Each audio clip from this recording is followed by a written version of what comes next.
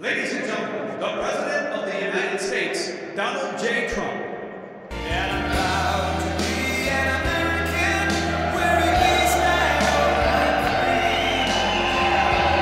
Forget the men who died, who gave that right to me, and I gladly stand up next to you and defend person today.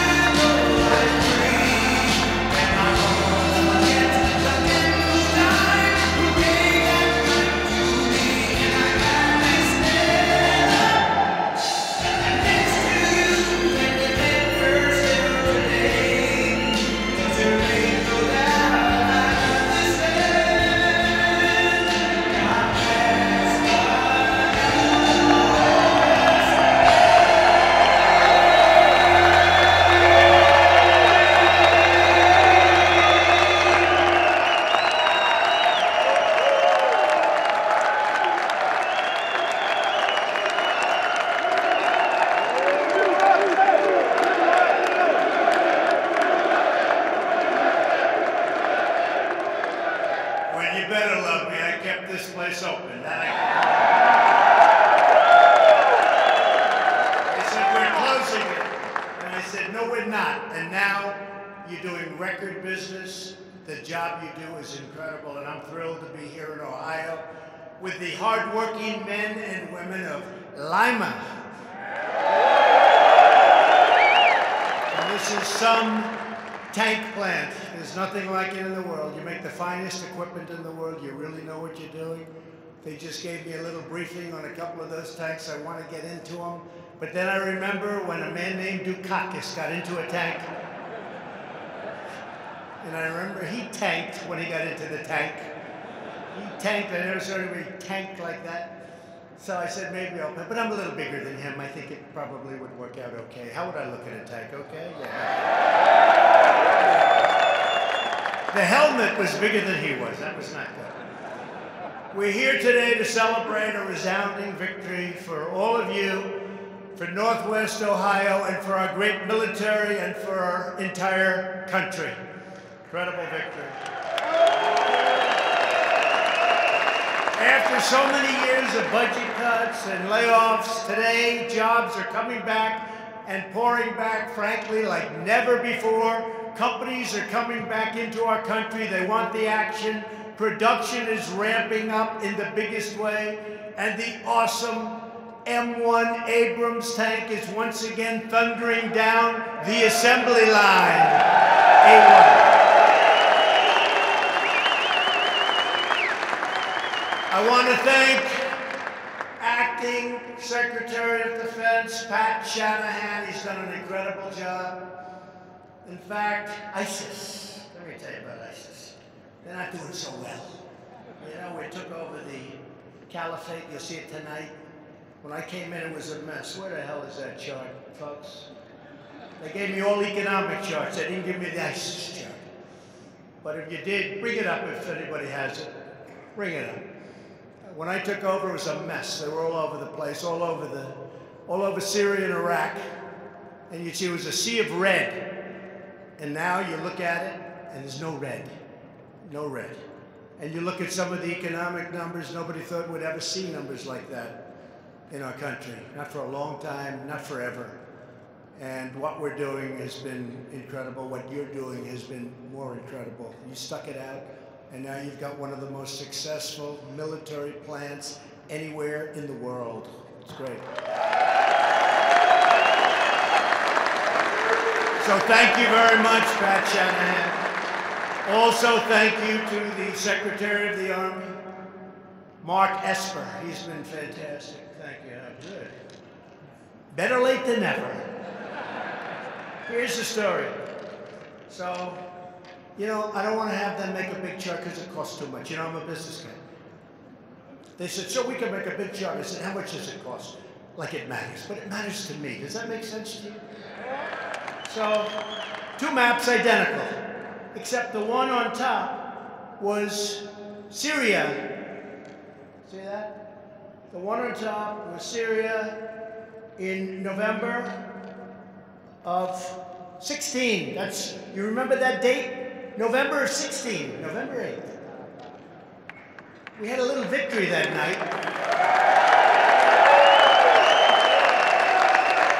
We had a little victory that a lot of us weren't surprised by, but the other side said, where did all those people come from? They said they just didn't like candidates for a lot of years. They didn't vote. So what happens is, this is all ISIS. Now on the bottom, that's as of today. This is ISIS, there's none. The caliphate is gone as of tonight. Very good. That's pretty good, right? We took over a mess. We took over a mess with North Korea. We took over a mess in the Middle East. We took over. A lot of bad things were happening. And the economy was not doing well. It was heading in the wrong direction. You remember that. It was going to go bad. And then we opened up with the regulation cuts and all of the other things we've done, including the big tax cut. But it made a big difference. It made a big difference. And we'll show you some numbers in a little while. I want to also thank Major General Brian Cummings for the incredible leadership and service. You have done an unbelievable job. Thank you, Brian. Thank you very much.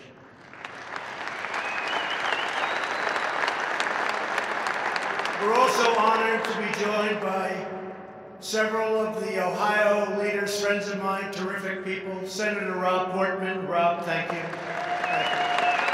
Thank you. A man who I will never, I promise, wrestle. He was one of the best wrestlers in the history of college wrestling. His record is so ridiculously good.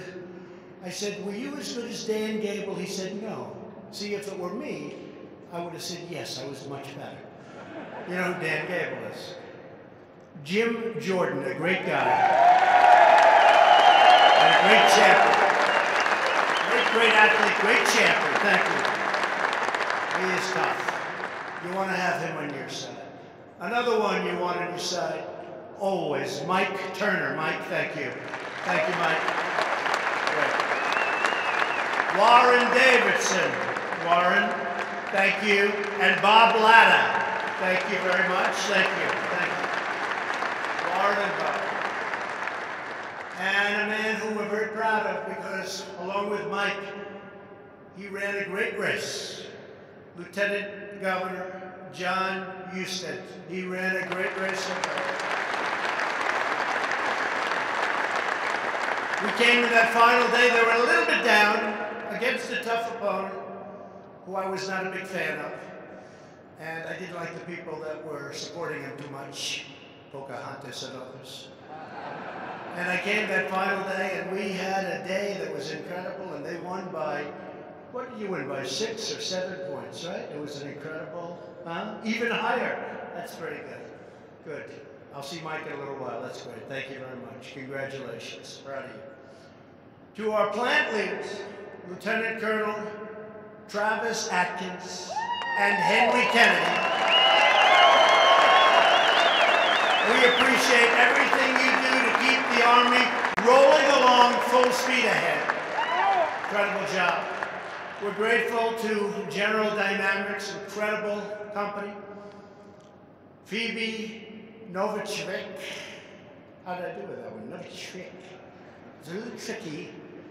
That's okay. What a job you did. Thank you. Great job. Thank you for the tour, too. And the hard-working members of the United Auto Workers.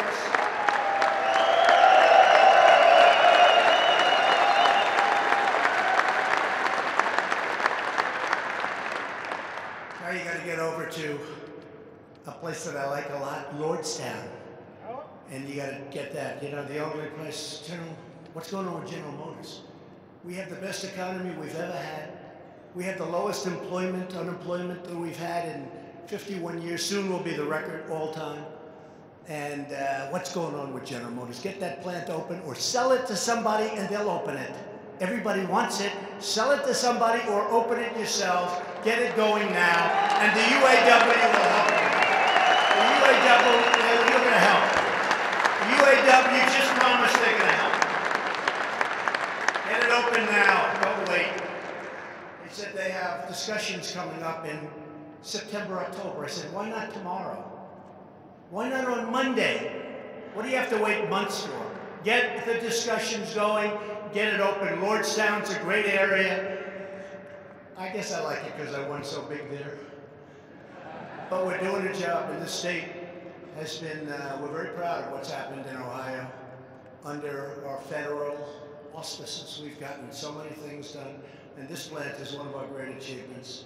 To all of our active duty service members and our wonderful veterans, thank you for serving your country with such tremendous distinction and honor.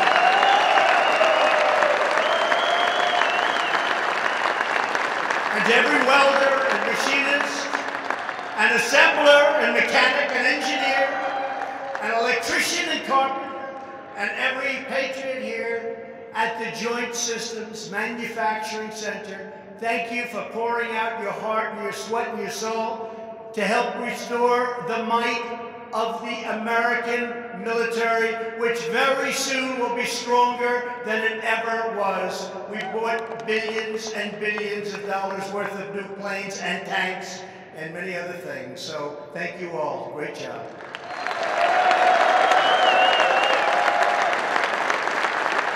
And the fact is we have the best tanks, driven by the best soldiers, made by the best workers anywhere in the world, and that's true. A lot of people are asking, because they love me, and they ask me about a man named John McCain. And if you want that to tell you about, should I or not? Yes? Yeah? So I have to be honest, I've never liked him much. Hasn't been for me. I've really probably never will. But there are certain reasons for it, and I'll tell you. And I do this to save a little time with the press later on. John McCain received a fake and phony dossier. Do you hear about the dossier? It was paid for by crooked Hillary Clinton, right? And John McCain got it. He got it. And what did he do? Didn't call me. He turned it over to the FBI, hoping to put me in jeopardy. And that's not the nicest thing to do. You know, when those people say, because I'm a very loyal person. John McCain campaigned for years to repeal and replace Obamacare. For years. In Arizona, great state. I love the people of Arizona. But he campaigned for years for repeal and replace. So did Rob, so did a lot of senators. When he finally had the chance to do it, he voted against repeal and replace. He voted against at 2 o'clock in the morning. Remember, thumbs down. We said, what the hell happened? He said 2 hours before he was voting to repeal and replace, and he went thumbs down. Badly hurting the Republican Party, badly hurting our nation, and hurting many sick people who desperately wanted good, affordable health care. We would have had it. This would have saved our country over $1 trillion in entitlements, and we would have ended up making a great health care plan, frankly, with the Democrats, because they would have had no choice. McCain didn't get the job done for our great vets in the VA, And they knew it. That's why when I had my dispute with him, I had such incredible support from the vets and from the military. The vets were on my side because I got the job done. I got choice and I got accountability. Accountability meaning somebody mistreats our vets. For 45 years they were trying. They mistreat our vets. And we say, hey, you're fired, get out. You can't mistreat our vets. They never got it done. And choice, for years and years, decades, they wanted to get choice. You know what choice is? You're a military person. You're one of our great people. To me, one of the great people. For many decades, they couldn't get it done. It was never done. I got it 5 months ago. I got it done. Choice. Instead of waiting in line, a vet fought for us. Fought in these tanks. Fought for us. Instead of waiting in line for 2 days, 2 weeks, 2 months, people waiting online, they're not very sick. By the time they see a doctor, they're terminally ill. We gave them choice. If you have to wait for any extended period of time, you go outside, you go to a local doctor, we pay the bill, you get yourself better, go home to your family, and we got it passed, we got it done. And the other thing is we're in a war in the Middle East that McCain pushed so hard. He was calling Bush, President Bush, all the time, get into the Middle East, get into the Middle East. So now we're into that war for $7 trillion. Thousands and thousands of our people have been killed, millions of people overall. And frankly, we're straightening it out now, but it's been a disaster for our country. We've spent tremendous wealth, and tremendous lives in that war. And what do we have? It's worse than it was 19 years ago. I call them the endless wars. 19 years ago when we started. So John McCain loved it. I endorsed him at his request, and I gave him the kind of funeral that he wanted, which as president, I had to approve. I don't care about this. I didn't get thank you. That's okay. We sent him on the way, but I wasn't a fan of John McCain. So now what we could say is, now we're all set. I don't think I have to answer that question, but the press keeps, what do you think of McCain? What do you think? Not my kind of guy, but some people like him, and I think that's great. Now, let's get back and let's get onto the subject of tanks and this economy, because you know what? We love where we are and what we do more than anything else. We build great, we fight great, and we're right now in Lima, and Lima is an incredible place, a place of strength and dedication. Since 1941, this plant has built and serviced thousands of tanks and military vehicles that powered American forces through World War II, Korea, Vietnam, Desert Storm, Iraq, and Afghanistan. And the tanks are the best in the world, better than ever before. Every single Abrams tank in existence, the steel and the aluminum, warhorse, they're really a warhorse of American ground forces. It was built or serviced on these very grounds by you people, But under the previous administration, this tank factory, the last of its kind anywhere in the Western Hemisphere, came very close to shutting down. 4 straight years, the number of U.S. tanks that were budgeted for upgrades was 0. Does anybody remember that? Raise your hands. You remember that? 0. That was under your great President Obama. Our military readiness declined, and your workforce was slashed by 60%. But those days are over. We are rebuilding the American military. We are restoring American manufacturing. And we are once again fighting for our great American workers. Over the last 2 years, we have secured nearly $1.5 trillion to provide our warfighters the finest aircraft, ships, missiles, and tanks anywhere on Earth. We make the best equipment on Earth. And we sell that equipment, as you know, to good allies. Although sometimes the good ones turn out to be not so good, and then we do something. We figure it out. You know what you have to do? You figure it out. This year, we're asking for an additional $750 billion, which is a record. That includes funding to upgrade more than 160 mighty M1 Abrams tanks. Congratulations.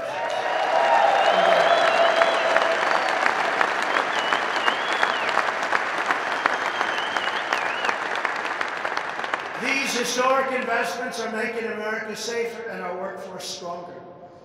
From the awe-inspiring F-35 fighter in Texas to the Ford-class aircraft carriers in Virginia. We're now building the largest aircraft carrier anywhere in the world. In fact, I'm hearing it's actually the largest ship ever built. It is seriously big.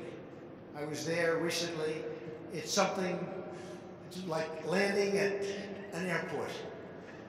Although you have to be very talented still to land on those decks, no matter how you figure it. Some people can do it and some people can't. Some very good pilots can. To advance missile defense systems in Alabama, American workers are building the most cutting-edge, modern, and powerful military anywhere on the planet. At the heart of our military rebuilding is our investment in the legendary M1 Abrams tank. And I will tell you, the investment is paid off because the technology is so, if you look at this tank from now and you go back 10 years and look at the tank, it's like a whole different, it's a whole different deal, isn't it? A whole different deal. Over the next 3 years, we're investing more than $6 billion in upgrades and modifications to these tanks. That's going to keep you very busy here. Almost twice the amount spent in the entire 8 years of the previous administration, which was going down to nothing because you were closed. This place was closed. And I heard about it. And I got calls from Jim Jordan and Rob and everybody say, you just can't do this. And after I studied the situation, I said, we're not only not going to close in Lima, we're going to expand. And that's what took place. So you owe a lot to a lot of you great political leaders. Our investment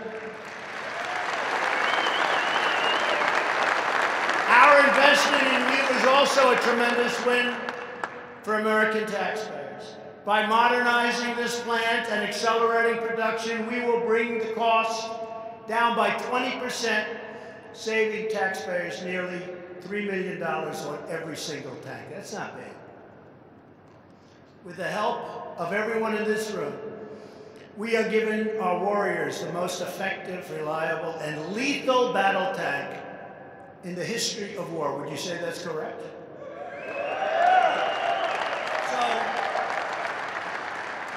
So how does this compare with the tanks made in China and Russia and other places? What do you think? Can we take them? They say it's much better. America does not need conflict. But if conflict comes, and you know the story, it'll be strong if conflict comes. We will dominate the battlefield, and we will win, win, win. We're now set up to win, win, win. When I came in, we had some big problems. You look at what we've done on so many fronts, and we actually have better relationships. They respect our country more than they've ever respected it. Our country is respected again. The United States is respected again. To help meet our military needs, I am very proud to report that 400 new jobs are coming here to Lima compared to just a few years ago, and we're doubling the size of your workforce. We need to. Our investment will also support thousands of additional jobs across our nation to assemble these incredible Abrams tanks. The engines are from Alabama, transmissions are from Indiana, special armor from Idaho, and the 120-millimeter gun and the gun parts are from upstate New York and from Pennsylvania, all great places. In Ohio alone, almost 200 suppliers churn out parts and materials that go into every tank that rolls off this factory's floor. Incredible. What you achieve here at this plant is truly remarkable, and equally remarkable is that they wanted to close it. No good. Every day you start with a powerful, heavy, but sometimes rust-covered, hollowed-out hull, and with incredible skill and extraordinary care, you restore its unmatched power, strength, and glory with all brand new equipment inside, the best in the world. The amazing restorations you accomplish every day are a perfect symbol for what we're doing with American manufacturing all across our nation. And we just came out, another chart, we just came out with numbers, the economic report of the president. 3.1% GDP, the first time in 14 years that we cracked through, right? That's pretty good.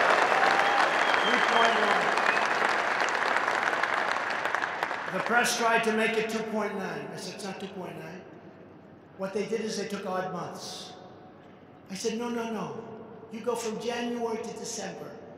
You don't take certain months and add them up. Because I said we're going to break 3, and we did. We did 3.1. The fake news tried to change it, but we caught it. I said, you know, we didn't break the 3. Oh, that's terrible. They said, yes, sir, you did. They just took odd months. I said, no, no, January to December. 3.1%, first time in 14 years. Congratulations. So incredible. This chart is a beauty. This is venture capital deals surge following the passage of, really, the election, rising nearly $17 billion. You know what that means. So here's your chart going along, and here's us. See the red line there? It's like a rocket ship.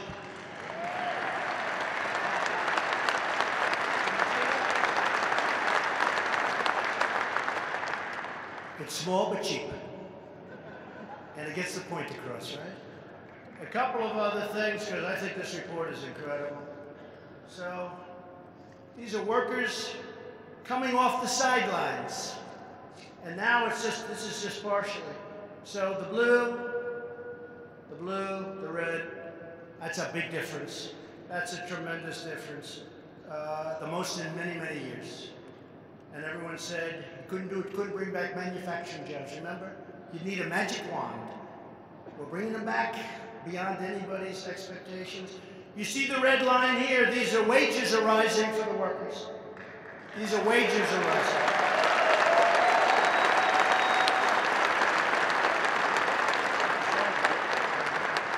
3.4%.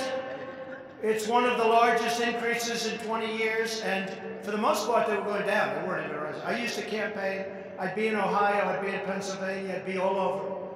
And I'd talk about wages where people would have to work 3 jobs, and they were making less than they did 20 years ago. You remember that, Rob, Jim?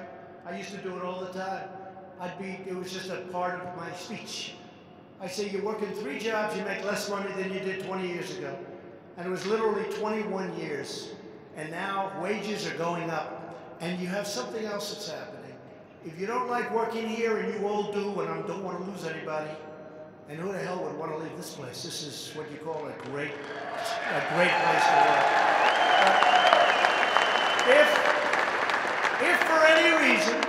if for any reason you did, you can pick out 6, 7, 8 other jobs. In other words, you can finally have a job that you really like, where you like getting up in the morning. I do, even though I have the fake news hounding me all the time. The fake and phony and corrupt, it's fake, it's corrupt, but we gotta live with it, right? Gotta live with it. But you guys, you do. You get up in the morning, you love to come, you love your job. Or you wouldn't be doing what I just witnessed back there when I looked at some of these incredible tanks. And here's another chart. Deregulating and saving through the roof. Here's a chart. The American energy, the United States is the largest producer, that's happened over the last short period of time, of crude oil and natural gas in the world, surpassing Saudi Arabia and Russia. We're also in it. Do you think Russia's happy about this? I don't think so. You know, Hillary wanted to put windmills all over the place. Let's put up some windmills. When the wind doesn't blow, just turn off the television, darling, please. No wind out today. There's no wind. Please turn off the television quickly. Put the windmills up and watch the value of your house. If you're in sight of a windmill, watch the value of your house go down by 65%. Wonderful to have windmills. And solar is wonderful too, but it's not strong enough. And it's very, very expensive. So the United States is now the largest producer of crude oil and natural gas in the world. Happened all in a very short, you know, you guys are also, think of that. Beating out Saudi Arabia and Russia, they're pretty good producers, right? Guess what? We do more than they do. And in a short period of time, as soon as we get some pipelines opened in Texas, we'll be able to almost double it. What we're doing is incredible. We approved the Keystone Pipeline, right? I did that. 48,000 jobs between that and the Dakota Access Pipeline. I got them approved. Like almost my first couple of days in office, I said they're approved. And what is it? It's good environmentally. It's underground. You're not riding it over tracks. You're not trucking it. It's actually a great thing environmentally. But President Obama, after years and years and years, they said, we're not going to approve it. I said, we'll approve it. 48,000 jobs. Think of it. It's being built right now. They're both being built. One just got completed, Dakota Access. And many, many other cases like that. Plants all over the country going on. But the thing that's the greatest is companies that left us. They no longer wanted to be in the USA. They're coming roaring back. Toyota, $13.5 billion. We've created more than almost 6 million jobs since the election. And if I would have said that to the fake news during the campaign, they would have said, he exaggerates. I'm not exaggerating. But nobody would have believed that could happen. Including almost 600,000 manufacturing jobs. We could have taken your jobs off. If it weren't for me, this place would have been closed. Would have been closed. Would have been closed. And you're doing us a favor because of the great job you do. It's not just a one-way street. You're doing us a favor. Last year, our manufacturers recorded the highest level of optimism ever recorded in a 40-year-old poll. And this year, we went up again. Went from 56%, and it stayed there for years, between 50 and 56, to 94%. They've never had anything like it. That's optimism. And we, all of us, are living by two simple rules: buy American and hire American.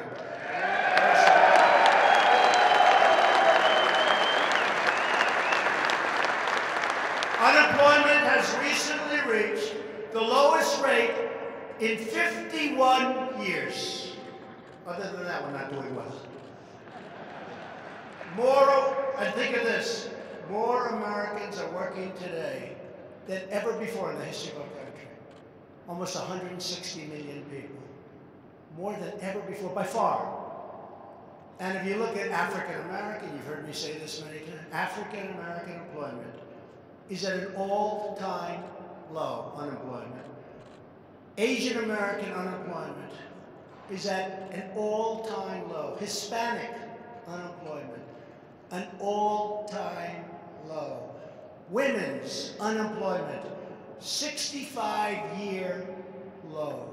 Soon it'll be historic, meaning better than ever. And soon the basic number will be historic.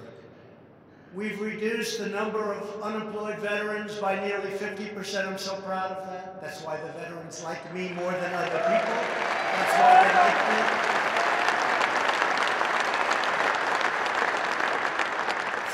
50% since the election, and veteran unemployment is now at the lowest level ever recorded. Thanks to our pro-American tax, regulatory, and trade policies, and by the way, we're doing great in our deal with China. They were taking out $500 billion a year for many years from our country. I consider that we've rebuilt China. $500 billion, not million, Think of what that means. $500 billion a year taken out of our country. And now they're paying us. They're paying tariffs on the products they're sending in, and we're negotiating, and they want to make a deal, and hopefully we'll make a deal, and if we don't, that's fine. And if we do, that's fine. It's got to be a good deal. It can't be a bad deal. We're so far down, it's got to be a great deal. If it's not a great deal, we'll never catch up. And their economy is way down. I don't want their economy to be down. I want their economy to be up, but their economy is down 32 to 38%. And our economy, if you look at the numbers since my election, is up almost 50%. 50. That's some difference. And the world economy is not good. And frankly, if the world economy were good, that would be in a way good for us. So we're fighting that. We're bucking. Europe is down, Asia's down, a lot of places, almost every place is down, except the United States is up. And we're way up. And just think of what that would be. The world goes up, we go up with the world. The world is down, but we still go up. Something's happening. That wouldn't happen under Barack Obama, that I can tell you. It wouldn't happen under crooked Hillary Clinton.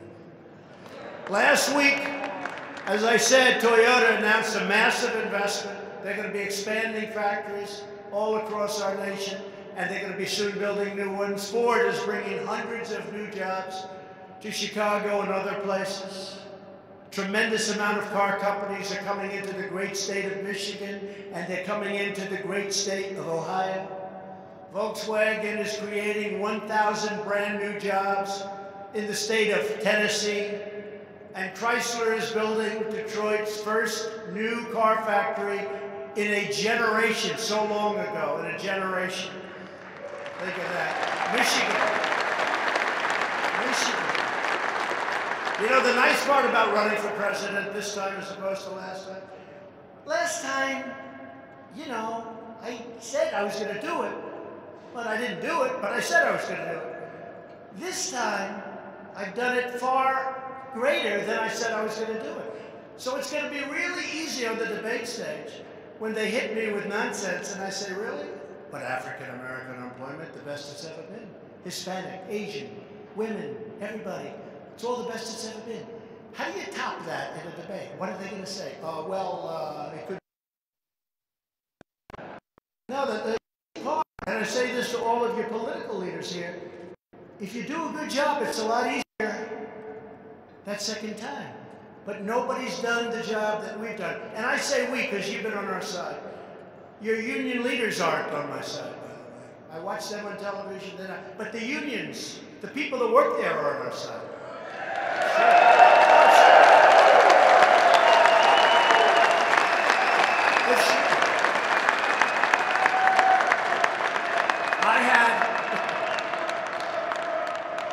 I had union leaders in the White House a few months ago, the biggest guys. Nice guys, but they're Democrats no matter what. Okay? And you see where that's taken you. That would have been catastrophic. But I had them in, and we explained how good it was for the car industry, for this, for that. They said, oh, thank you, sir, thank you, thank you. Oh, this is unbelievable, thank you, sir. Then I see one of the guys the next day on a television show. I think it was called Deface the Nation. And ladies and gentlemen, Deface the Nation. And he's saying how he's a Democrat. And he wants Democrat policies, which were, by the way, putting everybody in the poorhouse. But I just left the guy, he's hugging me, kissing me, telling him what an unbelievable deal. Nobody else could do it. And the next day, he's on there talking about stuff. And I really said, I sort of don't want to meet these guys. I want to deal with the people in the union, not the heads of the union. Because the heads of the union are not honest people. They're not honest. They're not honest. And they ought to lower your dues, by the way. They ought to stop with the dues. You're paying too much dues. As an example, they could have kept General Motors. They could have kept it in that gorgeous plant in Lordstown. They could have kept it. Lower your dues. Lower your dues. America's founders understood that to be strong and powerful as a nation, we must also be a great manufacturing nation. President Obama said you never bring manufacturing back. I said, what are you talking about? It's all about manufacturing. And we're bringing it back in record numbers. Nobody can do it.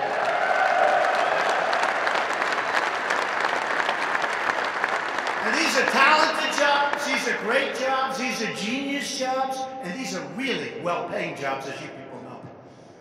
You get a lot of money. Let's negotiate.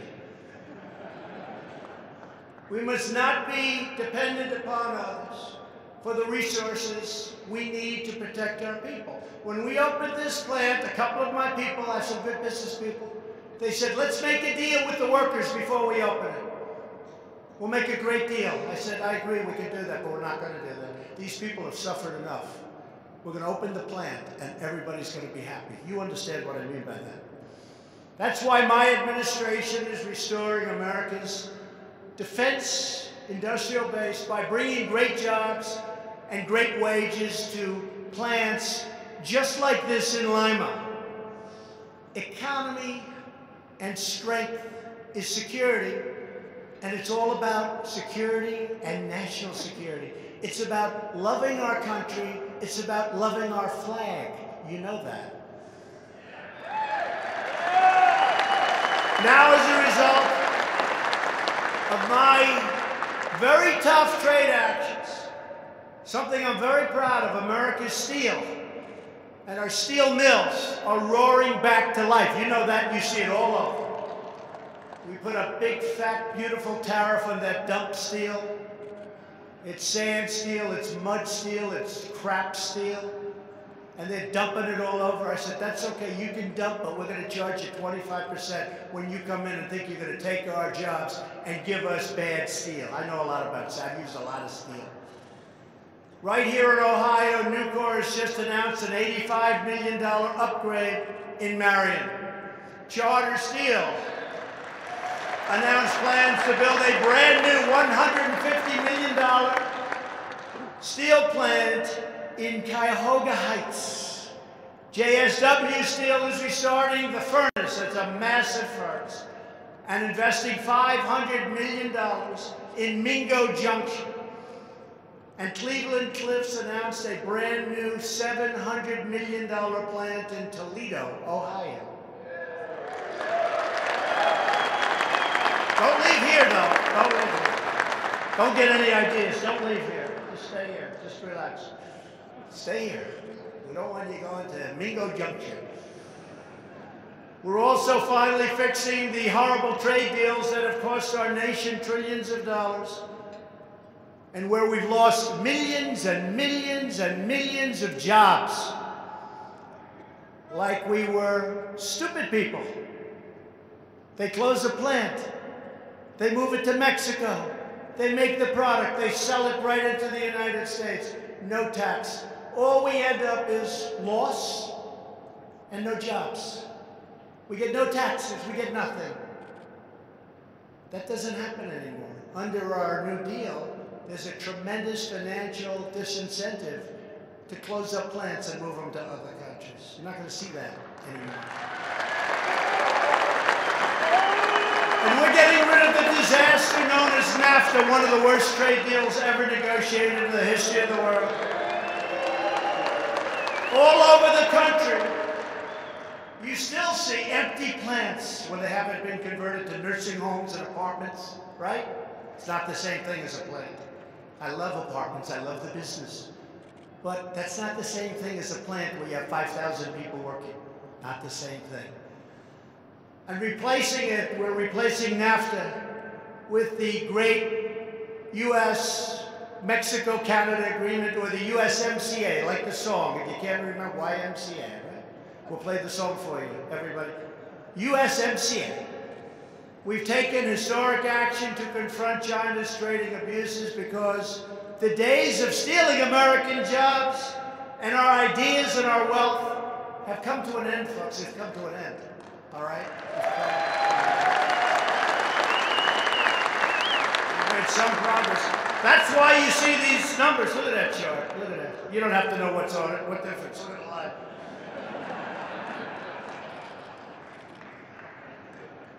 You don't have to know what the hell is on it. All you know is, that's a good line. Technological positive change.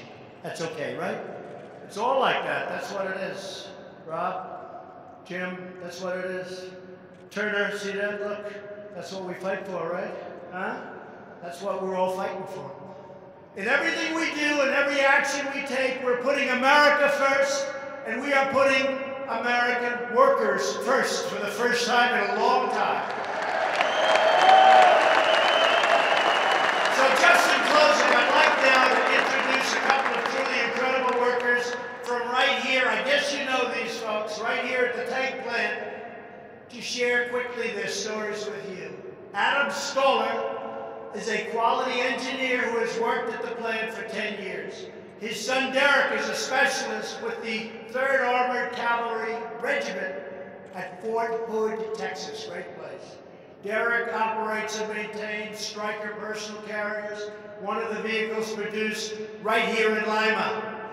Adam, thank you for everything your family has done for our nation. Please come up and say a few words. Adam, thank you.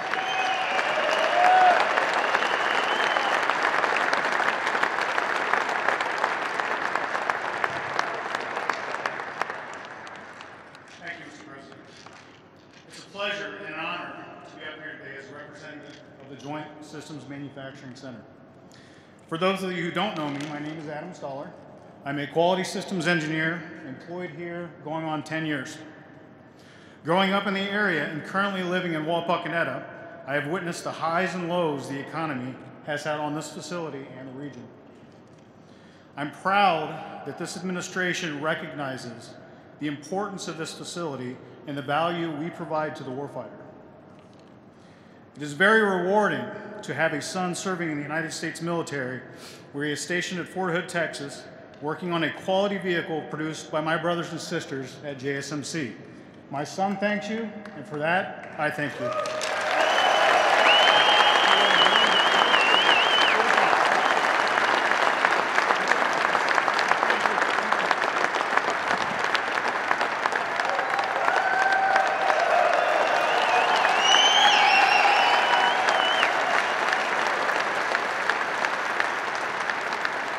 I thought Adam was the son. Look how young he looks. He's got a son working out there? Wow. Whatever you're eating, Adam, keep eating it. It's working. Jay Baldwin is a boiler operator and a proud Army veteran. After serving as a tank crewman on the M1, now Jay helps build the M1 right here. You know him. Jay, please, come on up.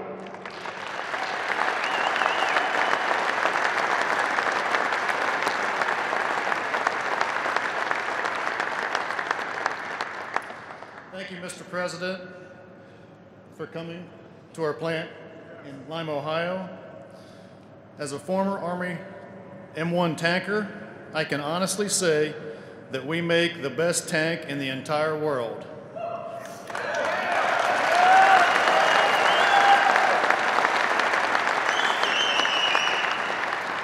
Our workers here are very proud to be making such a fine product for our soldiers to have the benefit, best capabilities on the battlefield.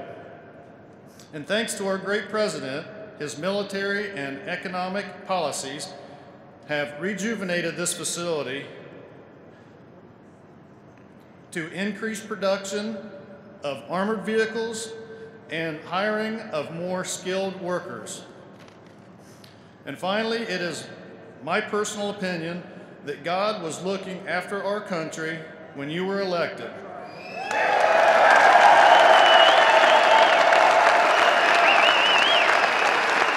Mr. President, thank you for everything you have done.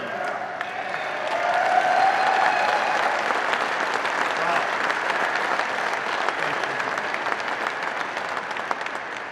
Thank you. It's so nice, Jay and Adam. I appreciate it. You never know, what you get when you come up. It's live. But you couldn't do better than that, right? That's great. Thank you, fellas. That's great. I want to also thank all of the patriots here today. You remind us that the might of America's armed forces also depends upon the skill and devotion of all of America workers, and you really are doing a job. We're very proud of you. For nearly 80 years, the exceptional workers at this plant has embodied the strength of the American spirit. Those who choose to work here are drawn not just by the promise of a good paycheck, but by the power of patriotism. Every single one of you is a patriot. The chance to go to work every morning to help protect this nation that we so deeply love. That's why veterans make up more than 1/3 of the workforce at this wonderful plant. We very much stress we want, wherever we can, we want veterans. That's why you check, right? That's right. And that's why you check and recheck every bolt, every single thing having to do with that incredible tank, every pin, every wire, every square inch of each tank before it leaves the floor. And I just got a little news that was given to me as I was walking up. U.S. forces in the last month have killed the terrorist responsible for the attack in Syria that killed 4 Americans, the Paris theater attack in 2015, and the USS Cole bombing in 2000. We killed them all.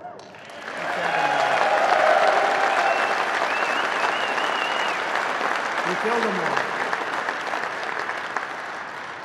We killed them all. They're bad people. But that's why you show up early and you stay late and always get the job done right. You're proud of your work. You do it better than anyone, anywhere in the world, what you do. No country on earth can match you, and no country can match what you do. In just a few months, we will commemorate the 75th anniversary of one of the many victories that workers at the Lima Army Tank Plant helped make possible. The Normandy landings on D-Day, June 6, 1944, in the Second World War. It was right here on these very grounds that thousands of American workers modified M4 Sherman tanks in preparation for a battle that would forever change the course of human history, right here.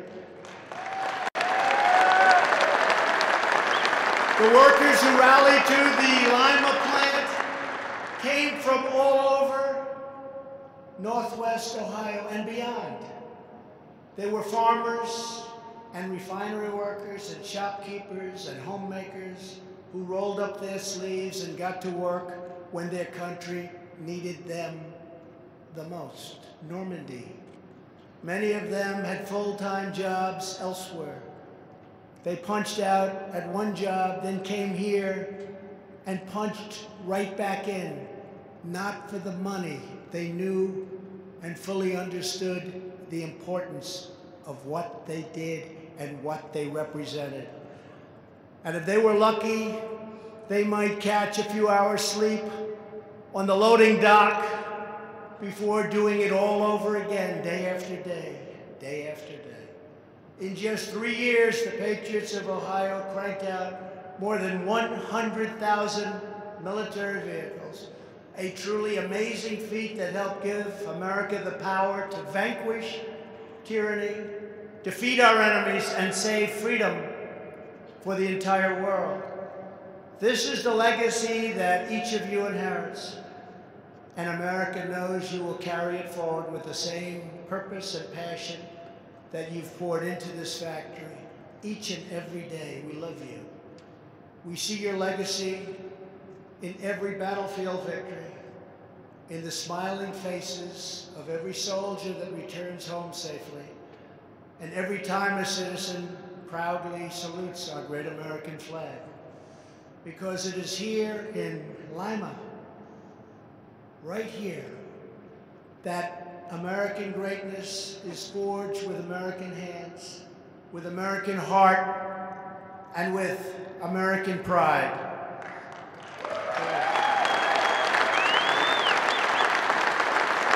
We don't know what challenges will come, what dangers we must face, or what opportunities, we must seize. But we know that America will always be ready because of you and your strength and your skill and your drive and your unbreakable spirit. Because of hardworking citizens like you, the people of Lima, the people of Ohio, and the people of America will always fight on to victory, victory, victory. You don't know how to lose. You never will have to find out. You'll never have to find out about losing. Together, we shall forever be one nation under God.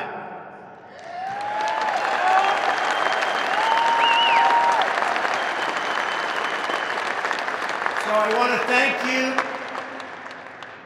I want to say God bless you, God bless Ohio, and God bless the United States of America. Thank you very much, everybody.